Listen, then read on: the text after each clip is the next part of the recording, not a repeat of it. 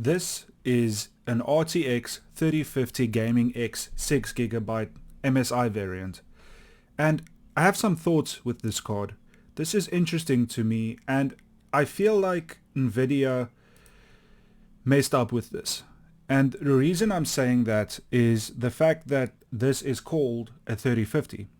If you ask me, they should have just made this a 3040. And the reason that I say that is there are millions of gamers looking for budget brand, well, not budget brand, but budget oriented cards like this that is more affordable but has decent specs when it comes to gaming and decent capabilities when it comes to sort of low quality, high performance gaming. And this is exemplified by how popular this is. If you take a look, if you just type in on Amazon RTX 3050, you'll see the first one come up is a PNY variant. It's also a 6GB one, also around the same price. The next one is also a 6GB one from Gigabyte. The next one is another 6GB one, the one that we're looking at. And these are all around the same price. The Gigabyte one is a little bit cheaper. And then just under that is another one, also an MSI variant, but a little bit of a better shroud. And then below that is the 8GB version. So what does this tell me? It tells me that there is a market for this. There's a need for it. And if you look at the amount of reviews these have, I mean, these are newer than the older 8GB variant. The old one is at around 800 reviews. The new ones are all around 50 to 200, more or less.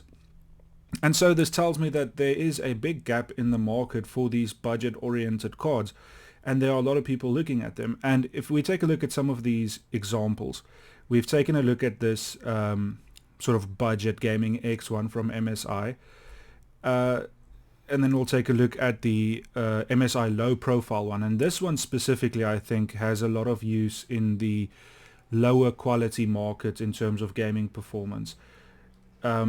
But if we take a look at the price, this is $175. The next one is an Asus Dual 35th. Oh, this is the 8GB one. This one is $240. And then the last one we'll look at, it's the same one. So this one is $240. This one has 8 gigs of VRAM, and it's a normal 3050. It's not a bad card. It's not a good card per se for, gaming today, but it does the job and it has some basic RTX capability. The 6GB variant is sort of seen as the smaller brother of the other one. It is a little bit more limited. It has less VRAM, obviously, and it is capped in some other areas as well. It's obviously not going to deliver the same amount of performance, but it's not going to be behind too much. And for gaming on high refresh rate with esports titles and even some AAA titles or AA titles, you will have the capability to do that. This is going to match, sort of HD high settings for a lot of games. And so the point is that there is a big market for this kind of stuff.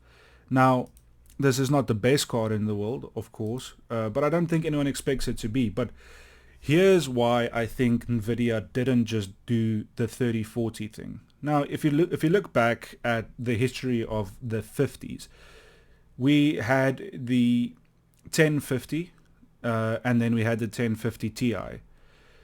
The 1050, if I remember, was a 2GB card, and the 1050 Ti was a 4GB card. And the 1050 Ti had a big jump in performance from the 1050 to the 1050 Ti. And I remember at that point, it must have been games like Far Cry 4, some of the earlier Call of Duties.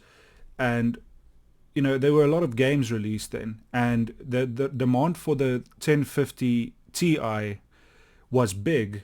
People upgrading from the 1050 to the 1050 Ti. A lot of people decided to do that. And those sort of cards cultivate a big second-hand market. But I also don't think that's something that Nvidia wants at the end of the day. I think they want to be the seller. Well, I mean, not just them. I mean all of the partners. But, They want to sell the card, and the second-hand market doesn't benefit them that much in terms of how much money they actually make. And looking at, as well as the 1050 Ti, the 750 Ti, even now a lot of people still use it. And that just tells you that the budget market is still alive and well, and a lot of people are interested in these budget cards.